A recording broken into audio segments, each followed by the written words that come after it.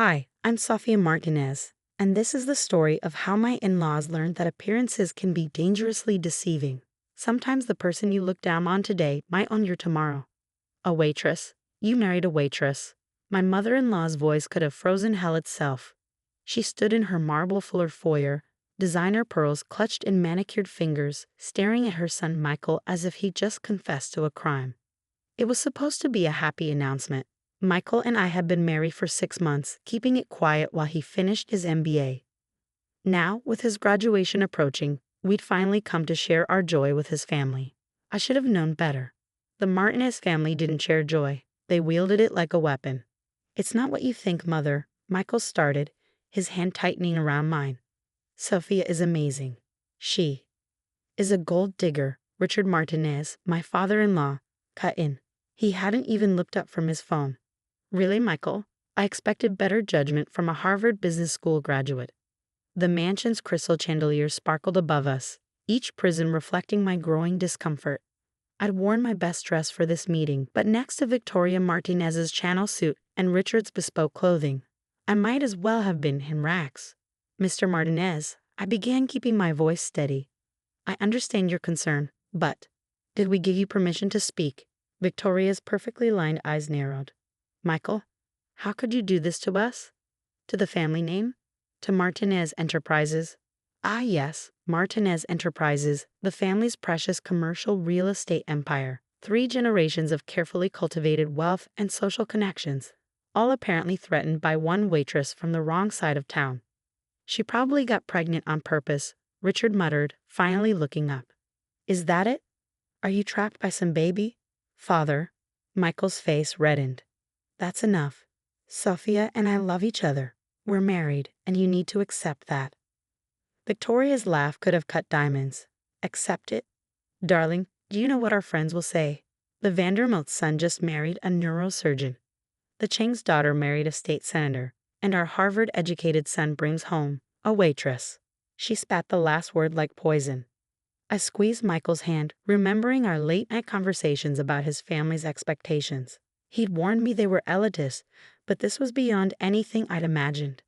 "Mother, father," Michael's voice grew stronger. "Sophia works at Giovanni's to help her aunt who owns it.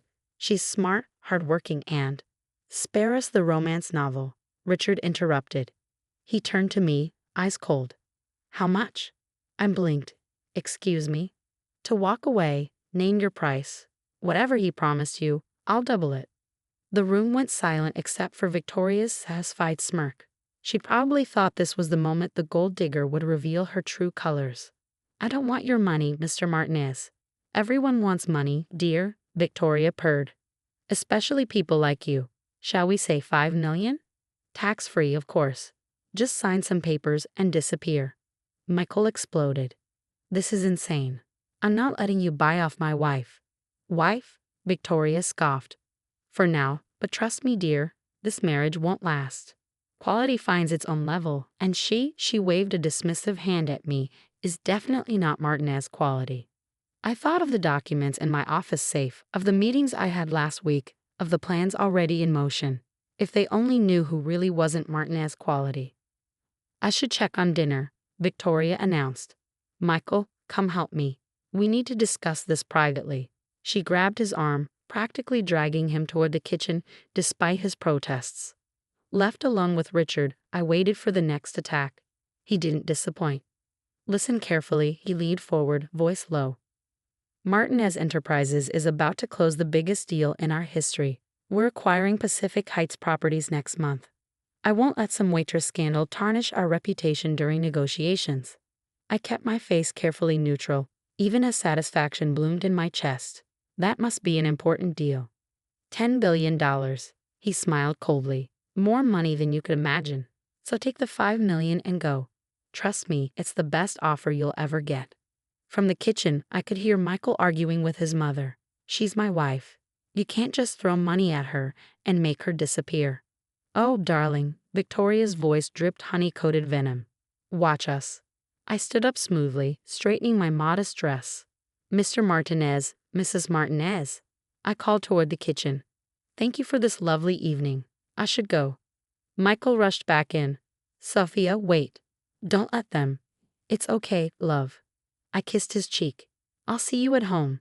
Your parents and I just need a little time to adjust to each other. Victoria appeared in the doorway, triumphant. Yes, dear, run along. And do think about our offer. 5 million is very generous for someone of your background. I walked to the door, then paused. Oh, and Mr. Martinez? About Pacific Heights properties, you might want to delay that announcement. His face darkened. How do you know about the announcement? Just a suggestion. I smiled. From a simple waitress. I left them standing in their marble foyer, surrounded by their crystal and wealth, having no idea that their entire world was about to shatter. Because tomorrow morning, the board of Martinez Enterprises would learn something interesting. 3 months ago, through a series of shell companies, I had quietly become their majority shareholder, and I had plans for the family business that would make tonight's dinner seem like a pleasant memory. The next morning, I arrived at Martinez Enterprises headquarters 30 minutes early. The security guard barely glanced at me. Another invisible service worker in a modest dress. Perfect. I took the executive elevator to the top floor, smiling at the memory of Richard Martinez's words. More money than you could imagine. If he bothered to look beyond my waitress uniform, he might have discovered that I'd sold my tech startup for $300 million 2 years ago. But people see what they expect to see. The boardroom was already filling up when I arrived. Victoria Martinez sat near the head of the table, examining her manicure. Richard stood at the front, reviewing his presentation about the Pacific Heights acquisition. Neither looked up when I entered. Excuse me, Victoria finally noticed me. This is a private meeting. The catering staff should use the service entrance. Several board members chuckled. I remained standing, calm and steady. Actually, Mrs. Martinez, I'm exactly where I should be. I pulled out the chair at the head of the table, Richard's usual seat. Shall we begin? Richard finally looked up, his face darkening. What is this nonsense, security? I wouldn't, I said softly, removing a folder from my briefcase. You might want to hear what I have to say first. The boardroom doors opened again. Michael walked in, followed by my lawyers and financial team. Sophia? Michael looked confused. What's going on? Yes, what is going on? Victoria stood up, face flushed. Richard removed this gold-digging waitress immediately. I opened my folder, sliding documents across the polished table. 3 months ago, through a series of carefully structured purchases, Golden Dawn Holdings acquired 52% of Martinez Enterprises shares. As CEO of Golden Dawn Holdings, I am now the majority shareholder of this company. The room erupted in chaos. Richard snatched up the documents, his hands shaking. Impossible. We would have known. All major share purchases have to be approved by the board? I smiled. Yes, you approve them. Remember those small strategic acquisitions your advisors recommended? The ones you rubber stamped without reading because you were so focused on Pacific Heights. Victoria had gone pale, her perfectly manicured hand clutching her pearls. You're lying. You're just a waitress. A waitress who sold her cybersecurity company for $300 million at age 27. I nodded to my team, who began distributing more documents. I spent the last year studying Martinez Enterprises, watching how you operate, how you treat people. The waitress job at my aunt's restaurant was just convenient cover.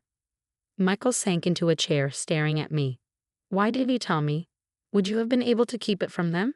I asked gently. I needed to see who they really were, without pretense, and they showed me exactly that last night. Richard had finished reading the documents. His face had turned an interesting shade of gray. This is about last night. Fine, 10 million. I'll give you 10 million to walk away. I laughed. Still trying to buy people off, Richard? Look around. I own your company now, but this isn't about money. I stood up, addressing the board. Martinez Enterprises has operated on elitism and exploitation for too long. Small businesses push out of their properties, employees treated like servants, a corporate culture of discrimination and harassment.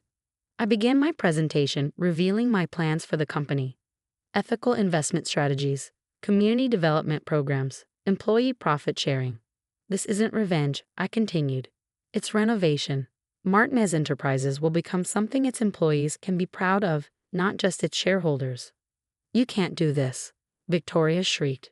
We built this company, and now I'm rebuilding it. But don't worry, I'm not completely heartless.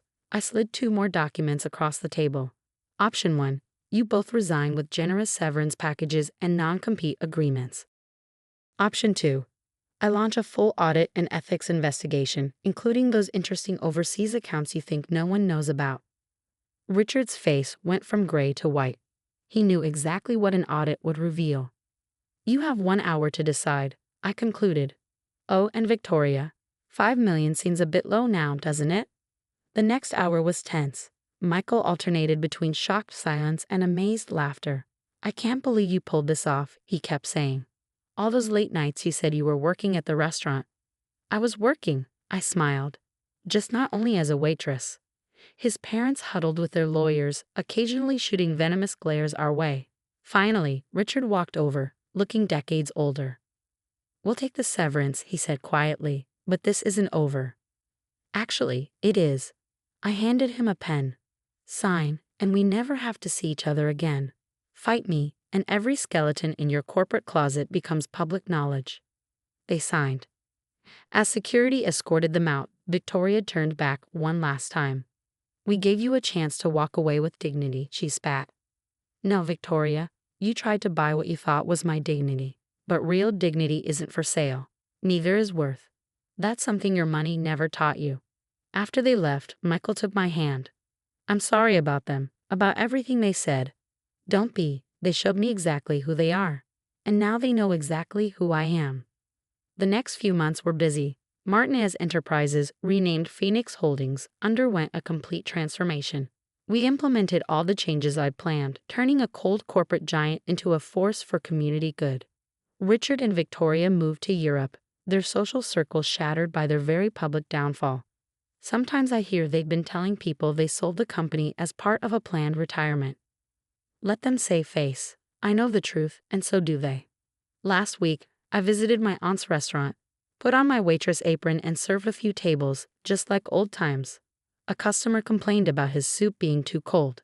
Sorry it's not to your taste, sir, I said, smiling as I took it back to the kitchen. Things aren't always what they appear to be. That's the lesson, isn't it? Worth isn't in appearances or bank accounts. It's in who you are when no one's looking, how you treat people when you think they're beneath you. My in-laws thought they were teaching me my place at night at their mansion. They did, just not the place they imagined. As for me, I still keep my waitress uniform hanging in my office, not as a reminder of humility, but as a reminder that true power isn't in making others feel small. It's in knowing your worth, even when others don't.